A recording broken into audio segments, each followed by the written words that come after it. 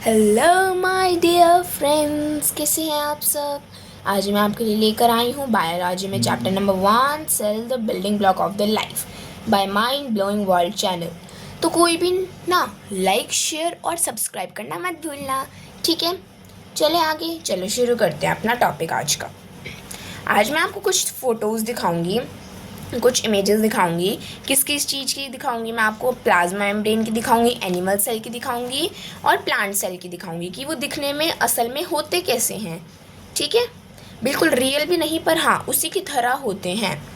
तो सबसे पहले हम प्लाज्मा मेम्ब्रेन या फिर सेल मेम्ब्रेन की देखते हैं। चलो, हमारी प्लाज्मा मेम्ब्रेन या सेल मेम्ब्रेन कुछ इस तरह की होती है, ठीक है। कुछ इस तरह की होती है हमारी प्लाज्मा मेम्ब्रेन। इसमें ये तो क्या होगा, प्रोटीन हाउस बोलते हैं हम इसको हम क्या बोलते हैं, प्रोटीन हाउस। इसको हम क्या बोलते हैं, लिपिड्स। क्या बोलते हैं इसको, लिपिड्स। एक वर्ड आया था ना, लिपिड्स बाय लेयर, वो किस लिए यूज़ हुआ यहाँ पे? ये लिपिड्स है ना, बाय लेयर का जो स्पेस होता है उसको बाय लेयर का क्या नाम से कहते हैं। ये क्या हो गया, आपका प्रोटीन हाउस हो गया, ठीक है। ठीक है, देख ली फोटो। चलो अब नेक्स्ट देखते हैं एनिमल सेल दिखने में कैसा होता है। तो फ्रेंड्स देखो, एनिमल सेल कुछ ऐसा होता है दिखने में। ये उसके बहुत सारे जैसे बिल्कुल लेबल्ड डायग्राम है ये एनिमल सेल का, ठीक है। बिल्कुल लेबल्ड डायग्राम है ये आपका एनिमल सेल का, ठीक है। ये क्या होता है, लाइबोसोम्स, राइबोसोम्स। मैंने बताया था ना, लाइबोसोम्स तो क्लीन हाउस होता है, ठीक है, और राइबोसोम्स प्रोटीन हाउस होता है, वो भी आगे आएगा आपका। मैंने इन शॉर्ट आपको बता दिया था, ठीक है। ये आपकी एनिमल सेल्स थी। अब मैं दिखाती हूँ आपको प्लांट सेल कुछ। देखो, प्लांट सेल कुछ ऐसी होती है, ठीक है। प्लांट सेल कुछ ऐसी होती है। ये जो रफ एंडोप्लाज्मिक रेटिकुलम है, इसमें क्या होता है, इसमें राइबोसोम अटैच होता है और स्मूथ में एंडोप्लाज्मिक रेटिकुलम में राइबोसोम अटैच नहीं होता, ठीक है। ये भी मैंने आपको थोड़ा थोड़ा डिटेल में नहीं, पर थोड़ा थोड़ा पहले बताया था, ठीक है, इंट्रोडक्शन में। चलो, तो हम अपनी मेन क्लास अब शुरू करते हैं। चलो, अब आता है कुछ पैसिव और एक्टिव ट्रांसपोर्ट क्या होते हैं। अब क्या होता है भाई, ये पता नहीं, बताएंगे अभी आपको। चलो, पैसिव ट्रांसपोर्ट में क्या होता है, अगर बाहर हाई कंसंट्रेशन है, देखो इसमें क्या होता है, इसमें ना हाई से लो कंसंट्रेशन में आते हैं मॉलिक्यूल्स वगैरह, कुछ भी होता है। जैसे कि क्या होता है इसमें, देखो हाँ, बाहर ज़्यादा है, बाहर बहुत ज़्यादा चीज़ है और अंदर वो चीज़ है ही नहीं प्रेजेंट। अंदर ज़रूरत है अगर उस चीज़ की, तो बाहर से वो चीज़ अंदर जब ट्रांसपोर्ट होएगी, उस ट्रांसपोर्ट वाले प्रोसेस को हम क्या बोलते हैं, पैसिव ट्रांसपोर्ट, ठीक है। क्या बोलेंगे हम उसको, पैसिव ट्रांसपोर्ट, ठीक है। समझ आ गया ना। जब हाई कंसंट्रेशन से मॉलिक्यूल लो कंसंट्रेशन में जाता है, उसको हम क्या बोलते हैं, पैसिव ट्रांसपोर्ट बोलते हैं, ठीक है। क्या बोलते हैं, पैसिव ट्रांसपोर्ट। चलो, नेक्स्ट आता है आपका एक्टिव ट्रांसपोर्ट। इसमें क्या होता है, जब अंदर ज़्यादा है, अंदर तो ज़्यादा है और बाहर बेचारे कम है। अंदर तो क्लास में ज़्यादा बच्चे खड़े हैं, पर पनिशमेंट दे दी टीचर ने, ज़्यादा बाहर खड़े हैं। तो क्या करेगी, टीचर को दया आ गई, तो टीचर क्या करेगी, सॉरी हाँ, टीचर क्या करेगी, अंदर वाले को बाहर बुला लेगी। ये क्या बताया मैंने आप भाई आपको, पैसिव ट्रांसपोर्ट। और अब मैं क्या बता रही हूँ, एक्टिव ट्रांसपोर्ट की। इसमें जब बाहर कम है और अंदर ज़्यादा है, तो अंदर से मॉलिक्यूल्स बाहर चले जाएंगे, अंदर से मॉलिक्यूल्स बाहर चले जाएंगे, ठीक है। समझ आ गया यहाँ तक। चलो नेक्स्ट देखते हैं इनमें डिफरेंसेस, मेजर डिफरेंस। अब देखो, पैसिव ट्रांसपोर्ट में क्या होता है, substance move from their high concentration to low concentration of power. इसमें क्या होता है, ये हाई कंसंट्रेशन से लो कंसंट्रेशन में जाती है। क्या क्या जाते हैं, कुछ सब्सटेंसेस या मटेरियल्स। ये क्या बताया मैंने आपको, पैसिव ट्रांसपोर्ट। इसमें कोई एनर्जी की रिक्वायरमेंट नहीं होती, किसमें, पैसिव ट्रांसपोर्ट में। वो एक स्लो प्रोसेस होता है। क्या होता है स्लो प्रोसेस, पैसिव ट्रांसपोर्ट। और पैसिव ट्रांसपोर्ट में सिर्फ स्मॉल मॉलिक्यूल्स या फिर वाटर मॉलिक्यूल्स ही ट्रांसपोर्ट हो पाते हैं पैसिवली, ठीक है। स्मॉल मॉलिक्यूल्स और वाटर मॉलिक्यूल्स ही ट्रांसपोर्ट हो पाते हैं इसमें। जो मैंने अंडरलाइन कर रखा है वो बिल्कुल मेन पॉइंट है। देखो, मैं बताती हूँ हर एक टीचर का चेकिंग का क्या पैटर्न होता है।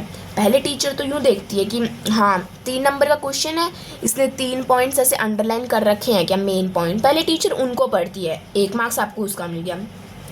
और जब टीचर पूरा पढ़ती है तो उसमें क्लियर एक्सप्लेनेशन होनी चाहिए, 2 मार्क्स उसका मिल गया। और 3 नंबर का क्वेश्चन है, कई स्टूडेंट्स क्या करते हैं, 1 लाइन में लिखाते हैं, वो नहीं, 1 लाइन में नहीं, बिल्कुल 3 लाइन में लिखना होता है। तो टीचर क्या करती है, नंबर दे देते हैं, बिल्कुल टेक, करेक्ट। ठीक है, 3 नंबर्स मिल जाते हैं आपको, ऐसे होता है। अब बारी आती है एक्टिव ट्रांसपोर्ट की। इसमें क्या होता है, substances move from their lower concentration to high concentration. इसमें लो कंसंट्रेशन से हाई कंसंट्रेशन में जाते हैं सब्सटेंसेस। ठीक है, इसमें एनर्जी की रिक्वायरमेंट होती है एटीपी की फॉर्म में। अब एटीपी हम आगे पढ़ेंगे। वो ये क्या होता है, रैपिड प्रोसेस, यानी कि वो फास्ट प्रोसेस होता है, स्लो प्रोसेस नहीं होता। और इसमें लार्ज मॉलिक्यूल्स की मूवमेंट होती है। इसमें लार्ज मॉलिक्यूल्स की क्या होती है, मूवमेंट होती है। ठीक है, ठीक है, चलो नेक्स्ट देखते हैं। आप इसको नोट कर लेना, वीडियो को पॉज करके नोट कर लेना। ठीक है, चलो नेक्स्ट क्या आता है आपका, पैसिव ट्रांसपोर्ट। कि पैसिव ट्रांसपोर्ट क्या होता है देख लें। देखो, पैसिव ट्रांसपोर्ट 2 तरीके से हो सकता है, डिफ्यूज़न और ऑस्मोसिस। किस तरीके से होता है, 2 तरीके से हो सकता है, डिफ्यूज़न और ऑस्मोसिस। इसमें भी ये डिफ्यूज़न में भी किसी भी फॉर्म में हो सकता है, सॉलिड में, लिक्विड में या गैसियस में। और ऑस्मोसिस में किस में होता है, मोस्टली वाटर में। ठीक है, ठीक है, चलो अब इनको बारे में देखते हैं, ये डिफ्यूज़न और ऑस्मोसिस क्या होते हैं। डिफ्यूज़न, अब बारी आती है डिफ्यूज़न की। Diffusion it is the spontaneous movement of substances. Spontaneous यानी कि ना तो ज़्यादा तेज और ना ही ज़्यादा कम, बीच की, उसको हम क्या बोलते हैं, स्पॉन्टेनियस मूवमेंट। ठीक है, और सॉलिड, लिक्विड और गैसेस, किसी की भी मूवमेंट, या तो वो सॉलिड हो, चाहे वो लिक्विड हो, चाहे वो गैस हो, from high concentration to low concentration of power भी इसमें ऐड कर लेना। ठीक है,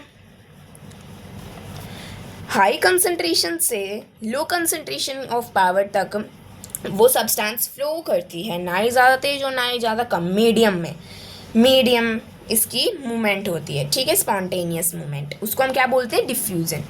substances like CO2 and O2। CO2 क्या होता है, कार्बन डाइऑक्साइड, और O2 क्या होता है, oxygen, can move membrane by diffusion. ये जो घूमते हैं ना अपने नाक में से, इनहेलेशन, एक्सहेलेशन, ये डिफ्यूजन के प्रोसेस से होते हैं। ठीक है, आगे समझ में, चलो एक एग्जांपल देखते हैं। ये देखो, इसमें क्या है, ये तो है सॉलिड, ये है लिक्विड और ये है गैसियस। इसमें बताइए मूवमेंट बताइए पार्टिकल्स की। इसमें तो पार्टिकल्स बिल्कुल ही मूव नहीं करेंगे, क्योंकि सॉलिड में एयर स्पेस नहीं होता प्रेजेंट। लिक्विड में पार्टिकल्स थोड़े थोड़े मूव करेंगे, क्योंकि लिक्विड में थोड़ा थोड़ा एयर स्पेस प्रेजेंट होता है। और गैसियस में तो बिल्कुल मतलब यूँ हवाइयों में उड़ेंगे पार्टिकल्स, यानी कि इसमें गैसेस होंगी। ठीक है, उनमें बहुत सारा स्पेस होता है, बहुत सारे पार्टिकल्स होते हैं, तो हम उसको क्या बोल देते हैं, गैसियस। ठीक है, तो ये सॉलिड में बिल्कुल मूवमेंट नहीं होगी, लिक्विड में थोड़ी हो गया, गैसियस में तो यूँ हवाइयों में पंछी की तरह उड़ेंगी गैसेस। ठीक है, ये क्या है, मूवमेंट है पार्टिकल्स की। ठीक है, नेक्स्ट देखते हैं। अब नेक्स्ट क्या है, एंडोस्मोसिस और एक्सोस्मोसिस। ये 2 तरीके के आपके प्रोसेस आते हैं। अब देखते हैं इनके बारे में, पढ़ते हैं। ठीक है, जब पानी सेल में आता है, जब एंटर करता है पानी, देखो एंड का मतलब ख़त्म होना और एक्स का मतलब एग्जिट होना। इसमें तो ख़त्म होना और इसमें एग्जिट होना। एग्जिट यानी बाहर निकलना। ठीक है, जब पानी सेल से बाहर निकलता है उसको हम एक्सोस्मोसिस बोलते हैं, और जब पानी सेल के अंदर आता है तो हम उसको एंडोस्मोसिस कहते हैं। ठीक है, अब जरा हम इनकी प्रॉपर डेफिनेशन देख लेते हैं। एंडोस्मोसिस क्या होता है, endosmosis it is the movement of solvent into the cell, यानी कि सॉल्वेंट, यानी कि यहाँ पे मैंने वाटर को ही कहा है सॉल्वेंट। इनटू द सेल यानी कि सेल के अंदर जब मूवमेंट होती है, किसकी, वाटर की, जब सेल के अंदर पानी आता है, उसको हम क्या बोलते हैं, एंडोस्मोसिस।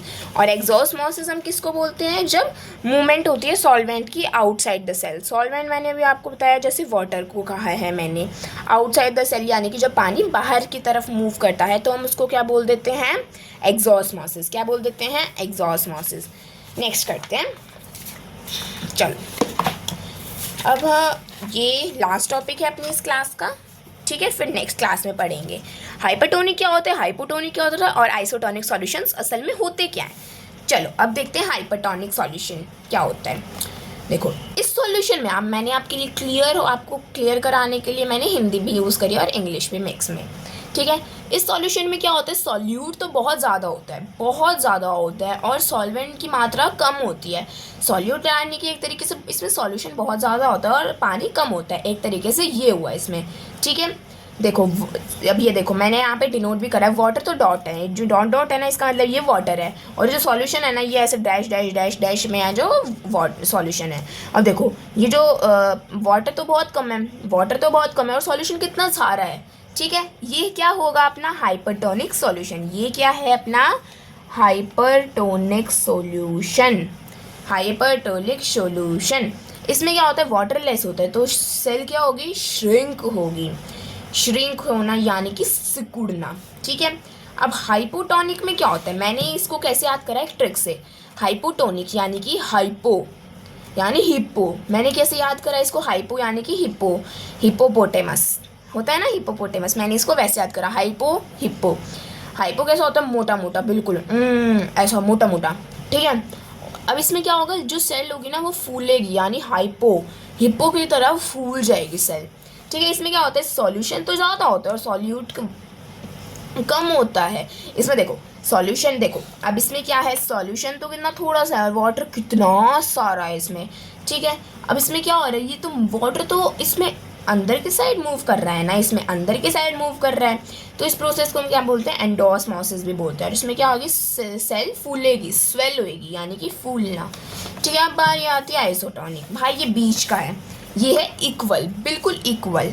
इसमें क्या होता है ना ही तो सॉल्यूट ज़्यादा होता है ना ही सॉल्वेंट ज़्यादा होता है, दोनों बीच के होते हैं यानी इक्वल होते हैं, ठीक है। दोनों क्या होते हैं इक्वल। देखो अब आप इसका डायग्राम देखो, ये देखो इसमें क्या होता है नेट मूवमेंट है स्लो, क्योंकि ये स्लो मूवमेंट होते हैं क्योंकि इसमें सॉल्यूट और सॉल्वेंट एक जैसे ही होते हैं, बिल्कुल सेम होते हैं, ठीक है, बिल्कुल सेम होते हैं। अब हम लास्ट टॉपिक पढ़ लेते हैं अपना प्लाज्मोलिसिस, कि प्लाज्मोलिसिस क्या होता है, shrinkage of protoplasm living content of the cell, shrink होता है इसमें क्या होता है प्रोटोप्लाज्म, श्रिंक यानी कि सिकुड़ना, सिकुड़ना पतला होना, फूलना नहीं पतला होना, श्रिंकेज ऑफ प्रोटोप्लाज्म। प्रोटोप्लाज्म क्या होता है एक लिविंग कंटेंट होता है सेल का, प्रोटोप्लाज्म जो होता है ना वो लिविंग होता है, वो डेड नहीं होता, away from the cell wall के जो दूर होता है वो प्रोटोप्लाज्म होता है। When placed in the hypertonic solution, अगर हम सेल वॉल को हटा दें और उस सेल को हम पानी में रख दें, किस पानी में हाइपरटोनिक सॉल्यूशन में, जो मैंने आपको बताया जिसमें सॉल्यूशन में सॉल्यूट ज़्यादा होता है और सॉल्वेंट कम होता है, यानी कि वाटर तो बहुत कम होगा और सॉल्यूशन बहुत ज़्यादा होगा उसमें।